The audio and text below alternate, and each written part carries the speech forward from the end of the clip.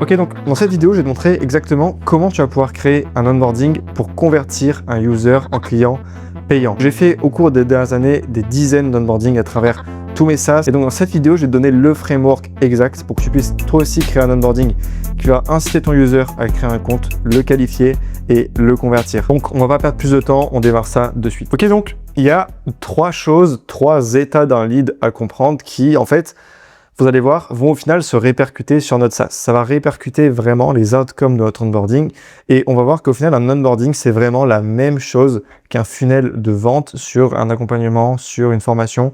C'est de la vente, c'est littéralement la même chose.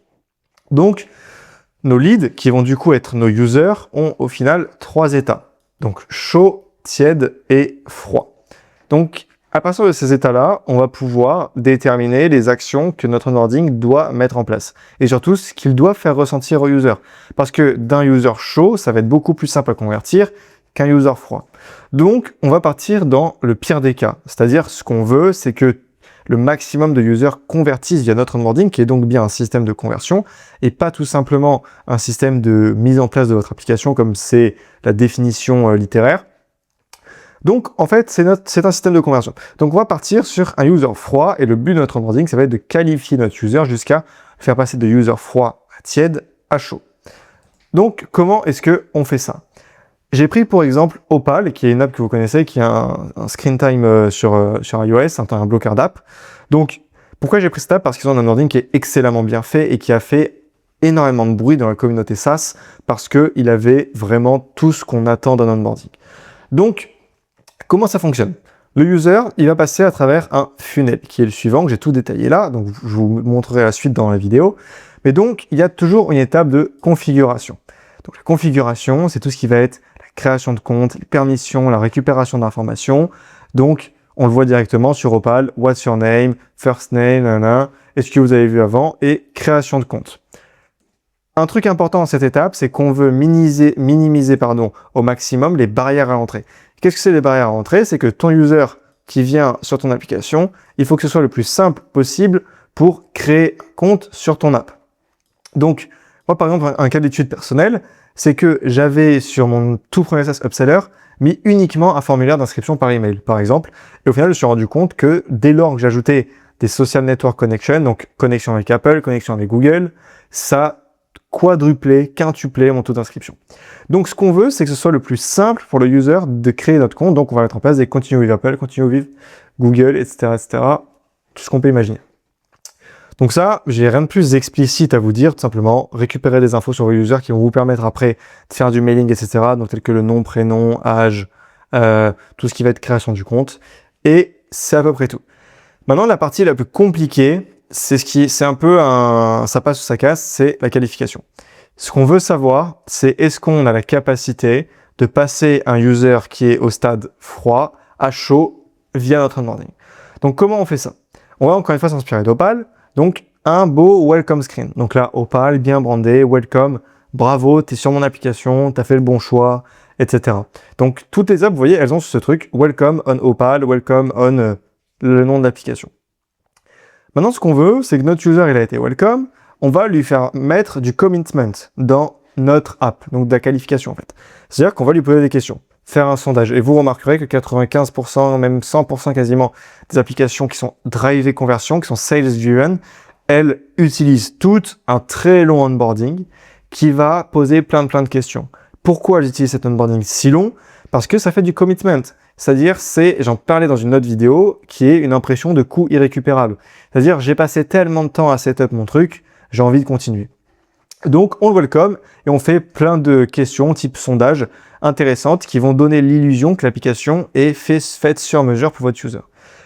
Maintenant, une fois qu'on a ce sondage, etc., on va en faire quelque chose. On va montrer petit à petit qu'il y a un problème. C'est-à-dire que, voilà, on va par exemple avec Opal, une mauvaise nouvelle, tu vas passer 91 jours et ça fait 17 ans de ta vie. C'est choquant, c'est une stat qui est choquante. C'est-à-dire, ça fait un pattern in-terrible dans l'onboarding. Au final, j'ai un vrai problème et j'ai un vrai intérêt à écouter ce que me dit cette application. Encore une fois, il y a créé un sentiment d'urgence, c'est vraiment lié. Parce que du coup, en vente, c'est bien de montrer un problème, mais si mon problème va arriver dans 10 ans, je m'en fous. Ce que je veux, c'est est-ce que mon problème il est assez important pour que je donne de l'argent maintenant? Donc ça, au final, ils l'ont vraiment fait assez bien dans Opal, on voit directement avec cette année, etc., que c'est vraiment un problème qui est actuel. Et qu'en gros, si on continue comme ça, on va s'engouffrer dans un mauvais truc.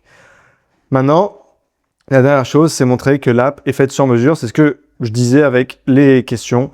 Donc, récolter le nom, le prénom, appeler le user par son prénom, montrer que à ce rythme-là, il va avoir tant de pertes, etc. Et vous verrez que ça marche avec tout, pardon. Vous faites un AI Calorie Tracker comme CalAI, vous demandez le nombre de calories, etc. Ok, sur cette lancée-là, si ton objectif c'est de prendre du poids, vu que tu prends pas assez de calories, tu vas en prendre en 1 an. Avec CalAI, ce sera en 1 mois. Et bam, si le mec fait de la muscu, fait du sport, il va se sentir ultra intéressé. Nous, avec Reddit AI, on peut montrer directement qu'il y a tant d'opportunités sur Reddit, ou en géo, qu'il y a X potentiel de trafic via notre SaaS, et que s'il prend pas d'action maintenant, il perd ce trafic à tout jamais. Donc, sentiment d'urgence. La vente, c'est un pattern que vous vendiez un accompagnement, un SaaS, une web app, que vous vendez n'importe quoi, n'importe quel produit, c'est toujours montrer un problème et montrer que ce problème a un effet immédiat sur la vie de votre user ou de votre client. Ok, je marque une courte pause dans la vidéo. Si jamais tu es en train de créer ton SaaS ou que tu es en train de le scaler, j'accompagne quelques élèves par mois avec du consulting pour créer ou scaler leurs apps ou leurs SaaS. Donc si jamais ça peut t'intéresser, il y a un deuxième lien en description. Tu peux remplir le formulaire.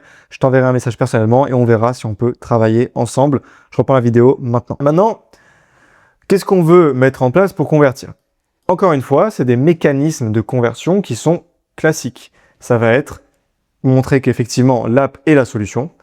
Là, ici par exemple, que en fait, il y a un système de j'aime, qu'il y a vraiment tout un truc qui est mis en place pour accompagner l'user, il y a de la gamification, etc. Et que vraiment, c'est fait pour ça. Encore une fois, c'est vraiment montrer, voilà, j'ai la solution. Et donc surtout, montrer de la preuve, c'est ultra important. En vente, le truc qui peut vous faire exploser, c'est que vous ayez beaucoup de proof. Vous voyez par exemple ici, for subscribers are likely 4.2x more likely to achieve results. Donc en gros, on peut prendre en compte qu'il y a eu beaucoup d'inscriptions en pro et qu'ils ont cette stat. Donc ça fait de la proof. Et dans l'onboarding, il peut y avoir des testimonials, il peut y avoir plein de choses. Et si on va par exemple sur le truc de Opal, par exemple ici, on peut voir que directement, il y a de la proof. C'est le premier truc. 150 000 app rating. On se dit, ok, c'est du sérieux. Beaucoup de gens qui sont en train de l'utiliser, etc. Ça fait de la proof. Donc encore une fois, les humains, on marche par biais d'association. Si mon voisin me dit que telle personne est bien, je vais le croire, donc je vais aller voir telle personne. Si mon collègue me dit, putain, cette app, elle est super, ben, je vais aller tester cette app avant son concurrent. Donc, ultra intéressant de mettre de la proof. Encore une fois, vendre le résultat. Dans le onboarding d'Opal, là, je vous ai pas mis le screen, mais il y a tout un truc qui vous montre des courbes, qui vont dire, voilà, avec nous, là, c'est 100 Opal, t'es comme ça. Avec Opal, ta courbe, elle va diminuer de tant de pourcents de temps d'écran, de temps d'heures par jour, etc. Et une fois qu'en fait, vous avez qualifié le user, elle va dire, voilà, t'as un problème, c'est urgent, c'est maintenant, on peut régler le problème. Telle personne a déjà réglé le problème, on attend que toi, go, paywall. Et là, ça fera l'objet d'une autre vidéo, mais je vous en parle un petit peu maintenant. Abonnez-vous si vous voulez être notifié de quand elle va sortir. Mais donc du coup, je vous en parlais un tout petit peu maintenant. C'est toujours une question de barrière à l'entrée. La barrière à l'entrée, c'est vraiment, est-ce que c'est compliqué pour moi de donner des sous, une carte bleue, de m'inscrire sur l'app, etc. On va essayer au maximum de réduire cette barrière. Parce qu'en fait, ça peut faire un biais assez bizarre.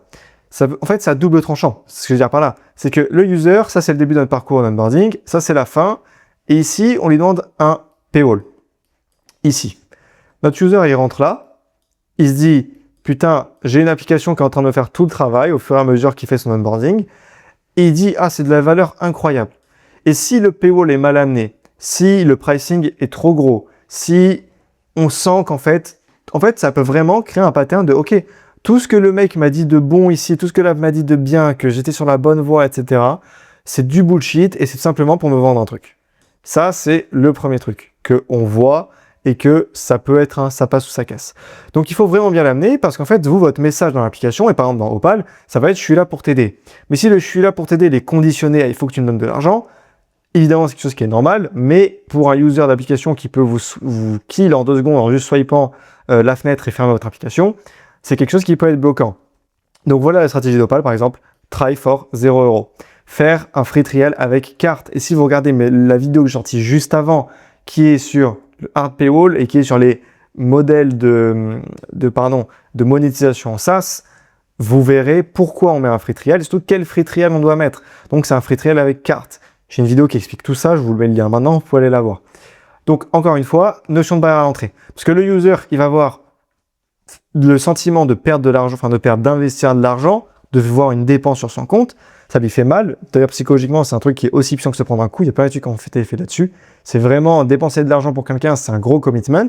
Mais si vous enlevez ce commitment à dire je fais un 0 €, ils vont mettre leur carte, ils vont voir que votre appli est bien. Encore une fois, question de delivery, il faut que votre appli soit vraiment bien.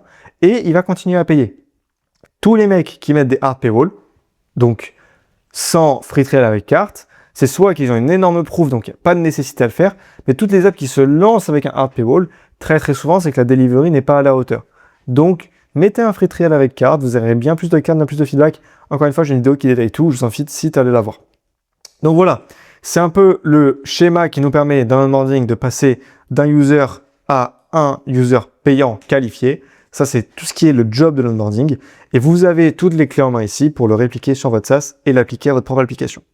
Donc voilà les gars, j'espère que ça vous aura plu. N'hésitez pas à vous abonner, à mettre un like, à me donner votre avis en commentaire. Je vous dis à la prochaine. Ciao.